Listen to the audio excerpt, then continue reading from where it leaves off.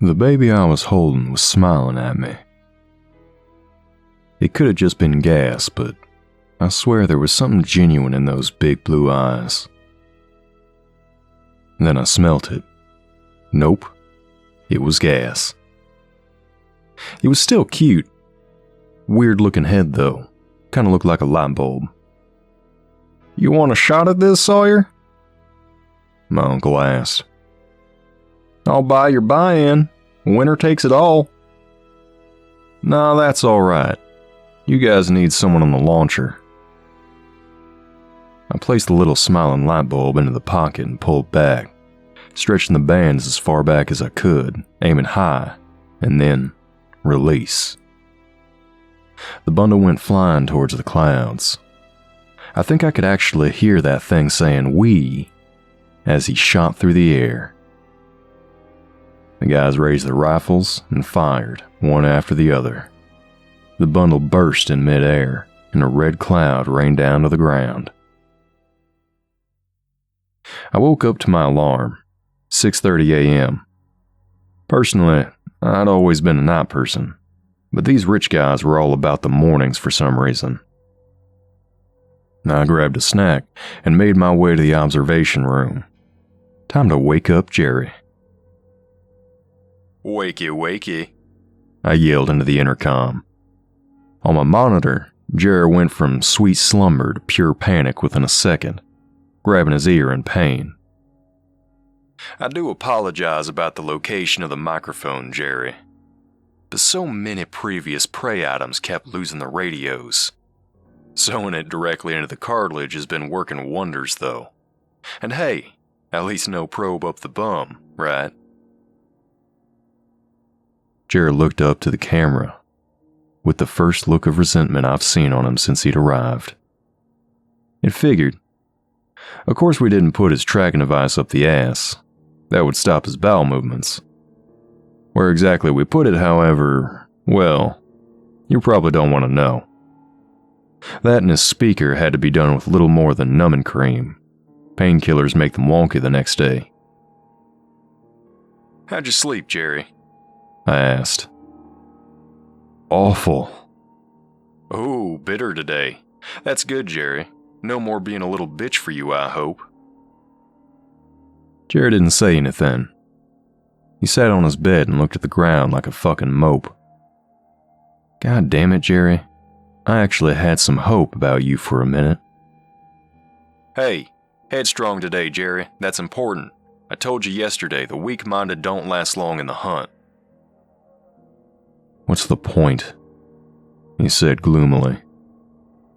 "All I'm doing by trying is giving my killer pleasure. What's the point of me trying?" "Jesus Christ, Jerry. My job isn't to play therapist with you. You have a chance. It's not a good chance, but it's more of a chance than some people out here got. If you really care about that girl you were whining over yesterday, you'd be fucking taking that chance." Jerry didn't say anything. He just looked up at the camera in his cell. Fucking guy. At least when he was freaking out yesterday, he seemed like he'd actually run when we opened the gate. If he fucking sits down as soon as we let him out like that one idiot did, I will shock him. Fucking Christ on a stick. "Listen," I said, much more serious than usual.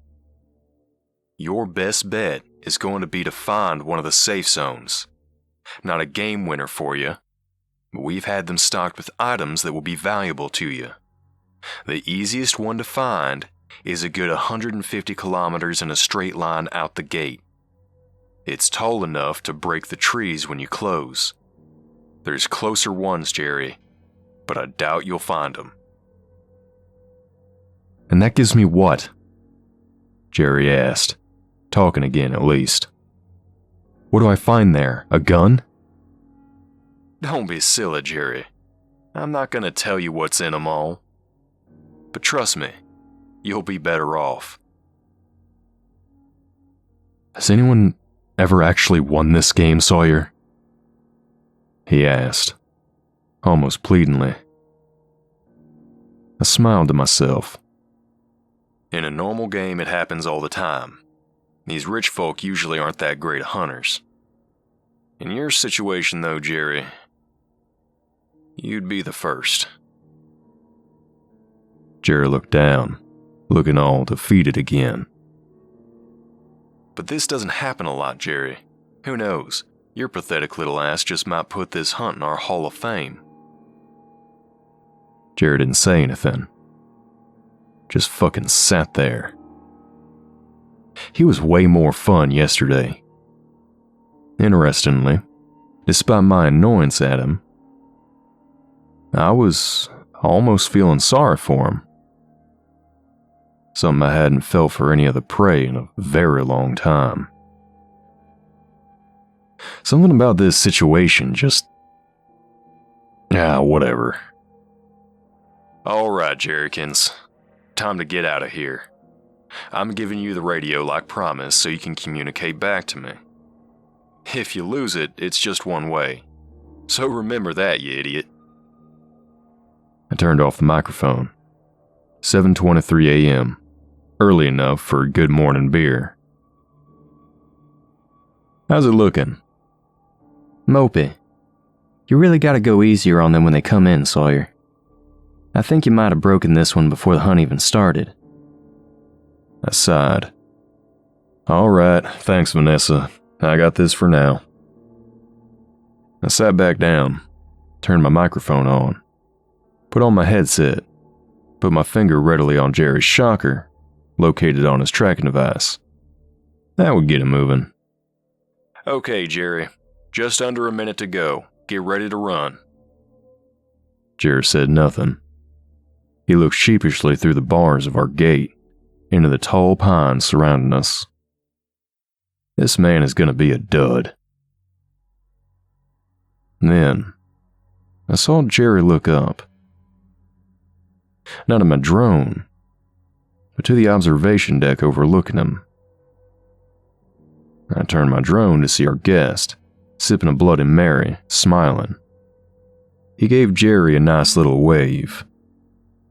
I turned the camera back to our prey. Jerry didn't look like a mope anymore. Instead, he looked frightened again, but also angry. I smiled. "Okay, Jerrykins, maybe you'll be fun after all." With that, I slammed down on the button to open the gate. Jerry looked up at the creaking metal bars sliding open. The idiot was frozen. "Run, Jerry, run!" I yelled gleefully into my microphone. And with that, Jerry took off into the wild green yonder. "Not so fast, Jerry, you walking potato. You're gonna burn yourself up." I was too late, though. 10 minutes out the gate and he was panting like a diabetic with COVID. "Easy, easy. Walk for a minute and catch yourself. Save the running for when you need it." Jerry slowed to a halt. He looked like he was hyperventilating. Saw him bring his radio up to speak. "But he's gonna chase me soon, right? If I'm going to reach the safe point like you said, I just need to keep moving and be faster than him." "He's not gonna chase you on foot, Jerry. Don't be stupid. He's got an ATV. He can drive around. Besides, look behind you." Jerry turned around. He already looked ready to give up then and there. "You still see the lodge, don't you, Jerry?" What the fuck do I do, Sawyer?" He was back to being pathetic. At least he didn't sound ready to give up yet. I got my finger ready on the shocker just in case, though. "First thing you do, Jerry, is you be glad he didn't decide to take the chopper. Second thing you do is get your ass back up. You've still got a good 45 minutes before the gate opens the second time." "But you just said I can't outrun him." "Think for a minute, Jerry. If you can't run, then you can..." "Hide? You want me to hide?" "Yes, Jerry. I mean, don't stop moving yet, but try and conceal yourself a bit. If you keep moving southwest, you'll find a river. Wade through it, or swim, so you'll break your tracks." I paused for a moment. And obviously, Jerry, don't just come out directly on the other side. Actually try and throw him off. Jerry raised his radio up again. Which way is southwest? Where does the fucking sun rise, Jerry? Jesus Christ. Alright, that's it. No more hand-holding for you. Find the river, find the save point, try not to get lost or eaten by a bear or something. Jerry started whinnying something about if there was actually bears out here, but I stopped talking to him. Still, I kept my eyes on the dumbass. He'd be hungry soon, and I can't let him just start putting things in his mouth like a damn baby. Fuck, now I'm thinking about his baby again. Time for a second beer. Jerry, as it turned out, at least had primary school level education. He took my advice to heart and started keeping an eye on the sun's position as he made his way through the pines. I mean, he did actually start going southeast, but I gave him a little shock, and after a moment of contemplation and a nasty look at the drone, he figured it out.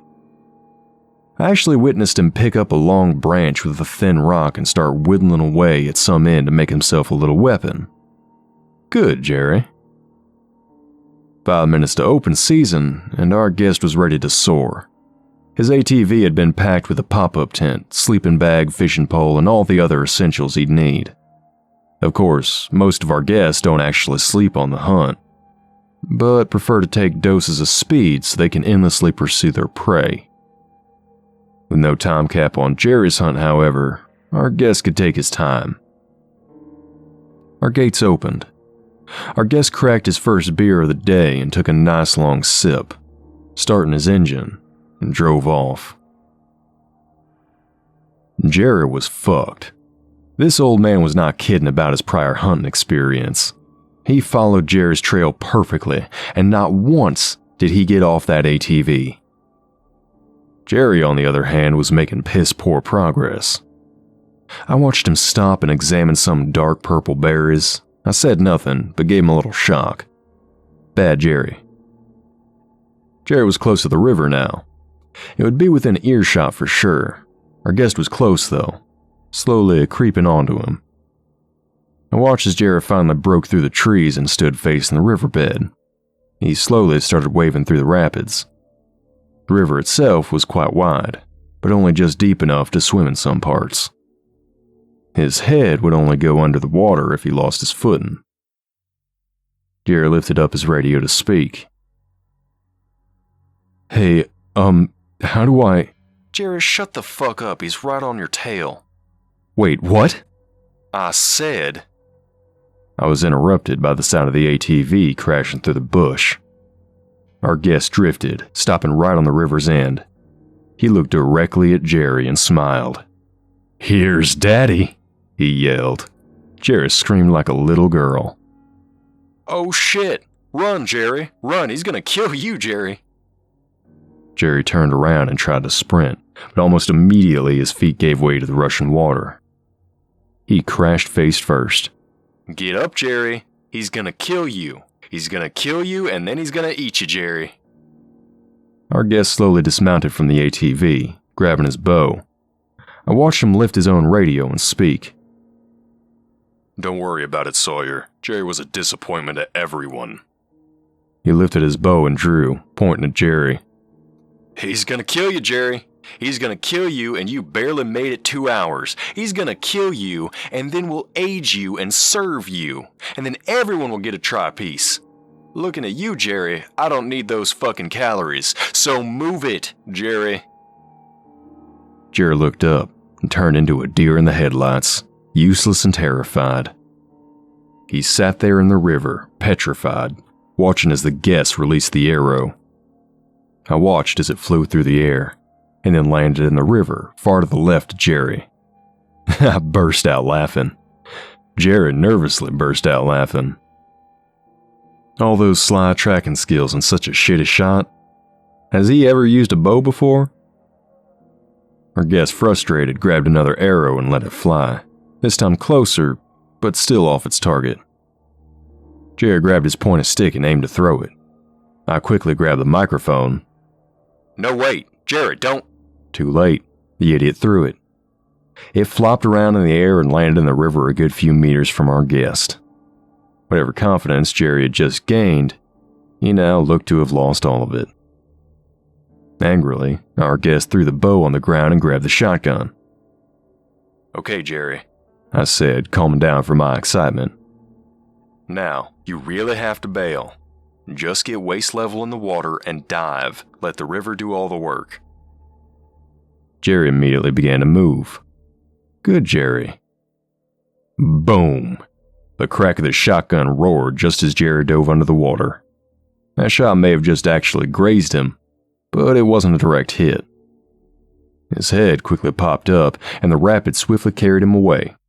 Our guest simply watched, putting away his shotgun. He grabbed a new beer and his fishing pole. Time to relax, I guess. That was quite embarrassing for him, but he was clearly in no rush. All right, Jerry Bear, that's far enough. Swim out and start heading south again. Took my finger off the microphone before pausing and quickly turning it back on. If you can remember how. Jerry made his way out. He was exhausted, but he kept moving. Right direction from the start this time. Our guest was still enjoying himself. While Jerry was taking a scenic route through the rushing waters, he had caught himself a nice-sized cutthroat trout and was cooking it over a fire with his fourth beer of the day, proudly in hand. Jerry continued waddling on. Thankfully, I saw him get a good drink of water on his little river trip. Not entirely within his intentions, however. The lack of water is usually what does even the best of our prey in. The reserve is huge, and there's plenty of places to hide, but sooner or later you're going to have to return to fresh water. Our guest had finished his meal and was back on the ATV. Fortunately for Jerry, he'd need to drive to a bridge before crossing. The river's edge was mostly rocks, too. Maybe he won't pick up the trail so quickly this time. 7 p.m. Our guest had found Jerry's trail. Instead of following it, however, he pumped up his tent and went back to enjoy himself. The odds of Jerry making another getaway like before were slim. He'd be in for a rough morning.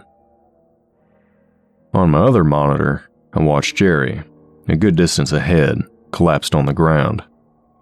He hadn't eaten all day. I doubted he'd make it to the safe point in time tomorrow. I turned on my microphone. Hey, Jerry, I said. Sit tight. I'm going to send you a care package. I hovered my drone above Jerry's head, high enough that the parachute would slow the package down before it injured him, but close enough to hurt a bit.